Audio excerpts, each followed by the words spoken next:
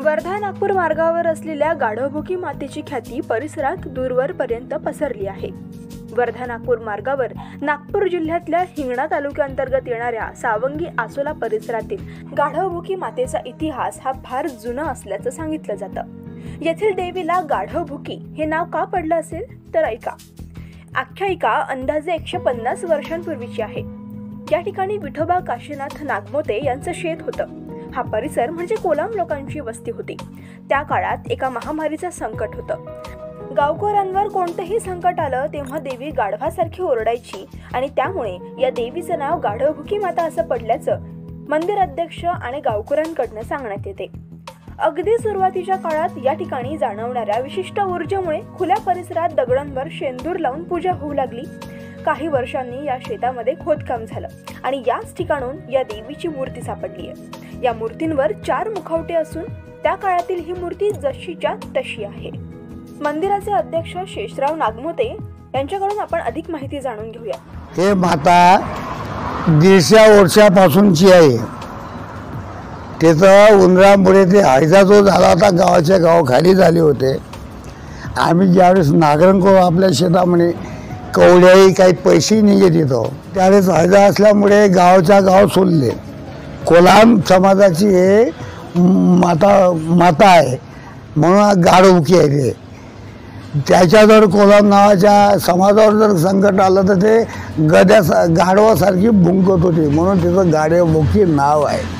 इथं एक लिंबाचं आणि रिठाचं झाड होतं। इथे खोदता माता निघाली। त्या काळात झाडाखाली असलेल्या या देवीची स्थापना मंदिरात कशी झाली तर तेही ऐका। अंदाजे 35 ते 38 वर्षांपूर्वी तिवारी महाराज म्हणून एक प्रचलित वर्ध्यातील गृहस्थ होते। ते वर्धा नागपूर मार्गाने स्वतःच्या ट्रकने प्रवास करत असताना त्यांची गाडी या मंदिराजवळच बंद पडली। ते खाली उतरले तेव्हा त्यांना झाडाखाली ही देवी दिसली। तिवारी हे देवीच्या चरणी नतमस्तक झाले। नवस बोलला की माझा ट्रक माझी गाडी ही सुरू होऊ दे, मी तुझं मंदिर उभं करीन। हा नवस बोलल्यानंतर गाडी सुरू झाली आणि ते आपल्या घरी गेले। दुसऱ्या दिवशी ते परत आले आणि गणपतराव नागमोते यांच्याशी चर्चा करून त्यांच्याच सहकार्याने त्यांनी नवस फेडण्यासाठी हे मंदिर उभं केलं। तेव्हापासून मातेची मूर्ती ही या मंदिरात विराजमान आहे।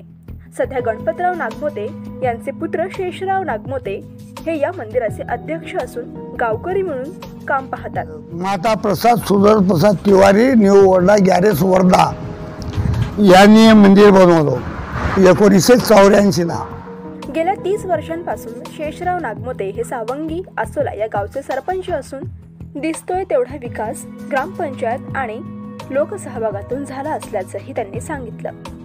नागपूर आणि वर्धा जिल्ह्यातील भाविक नेहमी या मंदिरामध्ये येत असतात। दररोज पुरी भाजी आणि भात तसेच नवरात्रामध्ये उपवासाच्या पदार्थाचा नैवेद्य देवीला दाखवला जातो। सकाळ संध्याकाळ अशा 2 आरत्या मंदिरात होत असून दिवसभर हे मंदिर भक्तांसाठी खुलं असतं। नवरात्रीच्या 9 दिवसांमध्ये विविध धार्मिक कार्यक्रम होतात। अखंड ज्योती या ठिकाणी लावल्या जातात आणि मोठ्या महाप्रसादाचंही आयोजन होतं। हे 150 वर्षापासूनचा इतिहास आहे तो। मी स्वतः सारा खर्च करतो इथं। 50,000 होते आम्हाला नवरात्रीले, पण 1.5 लाखाचा आमचा खर्च राहते। मोठा प्रसाद राहते ज्या दिवशी घट विसर्जन होते। अशी आमच्या गाढवभुकी मातेची महिमा आहे।